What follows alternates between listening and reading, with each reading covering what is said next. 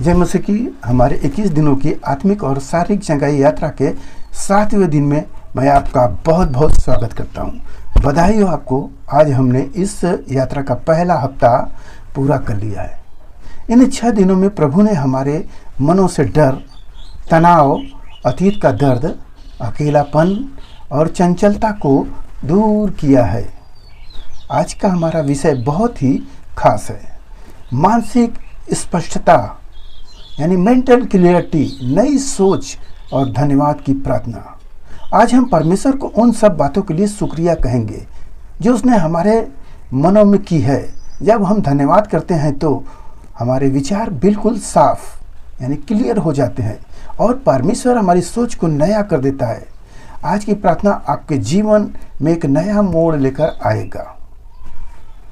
कहानी धन्यवाद की शक्ति और आधी खाली बोतल। प्रार्थना में जाने से पहले आइए सोच को बदलने वाली एक छोटी सी कहानी सुनते हैं। दो दोस्त एक घने रेगिस्तान में फंस गए थे।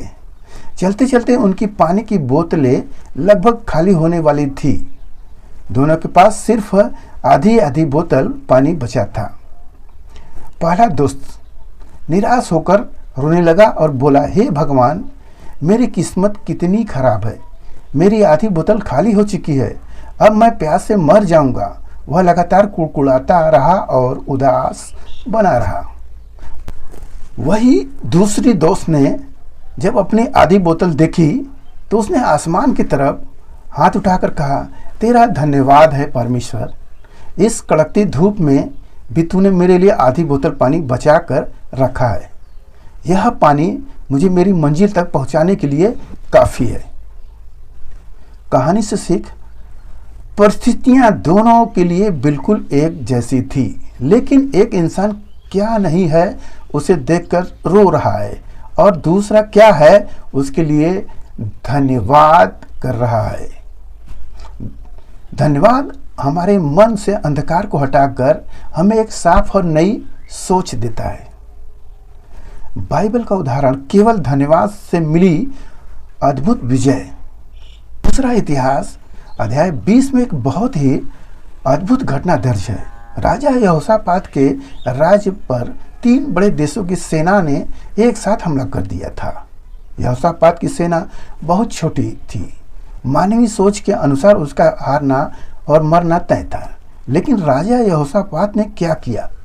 उन्होंने डरने के बजाय परमेश्वर के सामने उपवास रखा और पूरी प्रजा के साथ प्रार्थना की। परमेश्वर ने उनसे कहा, तुम्हें लड़ना नहीं पड़ेगा क्योंकि युद्ध तुम्हारा नहीं, परमेश्वर का है।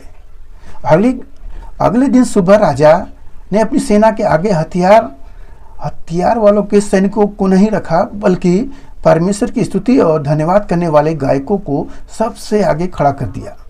जैसे ही सेना आगे बढ़ी वे गाने लगे, यहोवा का धन्यवाद करो क्योंकि उसकी करुणा सदा की है। विश्वास मानिए, जैसे ही उन्होंने धन्यवाद और स्तुति करना शुरू किया, परमेश्वर ने दुश्मनों के बीच आपस में ही फूट डाल दी और वे एक दूसरे को मार कर खत्म कर दिए। बिना एक भी तलवार चलाए केवल धन्यवाद के हथियारों से उन्होंने एक महायुद्ध को जीत लिया। जब आप मुश्किलों के बीच भी धन्यवाद करते हैं तो आपकी जीत निश्चय हो जाती है। आत्मिक संदेश और वचन, द स्पिरिचुअल मैसेज। पवित्र शास्त्र हमें हर परिस्थितियों में धन्यवाद करना सिखाता है। थिस्सलुनीयों 5:18 में लिखा है, हर बात में धन्यवाद करो क्योंकि तुम्हारे लिए मसीह यीशु में परमेश्वर की यही इच्छा है। ध्यान दीजिए, वचन कहता है हर बात में धन्यवाद करो। जब हम धन्यवाद करते हैं तो हमारा दिमाग चिंताओं से मुक्त होकर बिल्कुल साफ हो जाता है। रोमियो 12:2 कहता है कि तुम्हारे मन के नए हो जाने से तुम्हारा चाल चलन भी बदलता जाए। आज परमेश्वर हमारी पुरानी सोच को बदलकर हमें एक नई और मसीही सोच देने जा रहा है।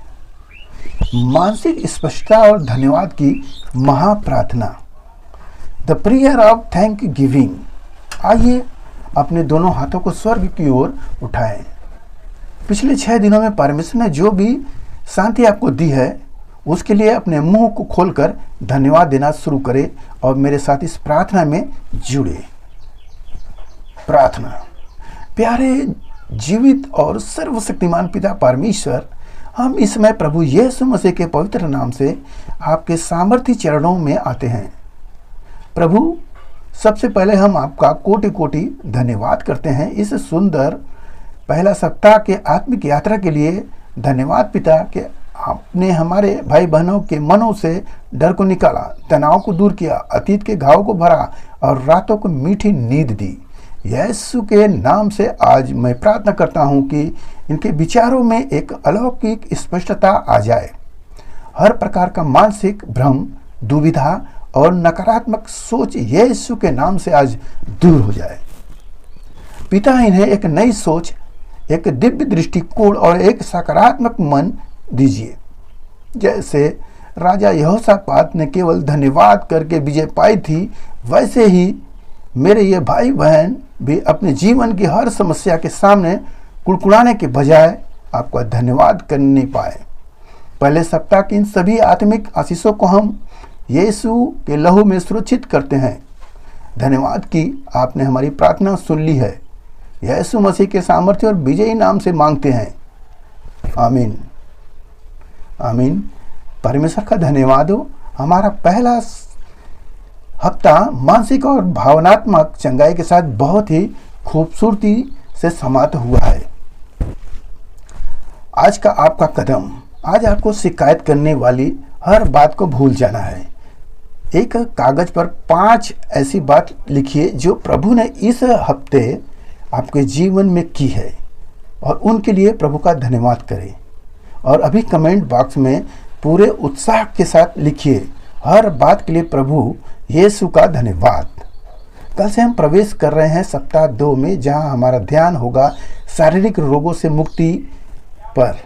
कल डे 8 का विषय होगा शरीर के पुराने दर्द से चंगाई। यदि आपके शरीर में कोई पुराना दर्द है तो कल का भाग आपके लिए बदलने वाला होगा। इस वीडियो को अपने दोस्तों के साथ शेयर करें। God bless you. शालोम।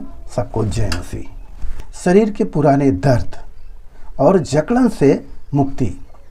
कई भाई बहन ऐसे हैं जो सालों से पीठ के दर्द, घुटनों के तकलीफ, नसों की कमजोरी या किसी पुरानी बीमारी की वजह से उठने बैठने में तड़पते हैं। दवाइयाँ खाकर थक चुके हैं लेकिन आराम नहीं मिला।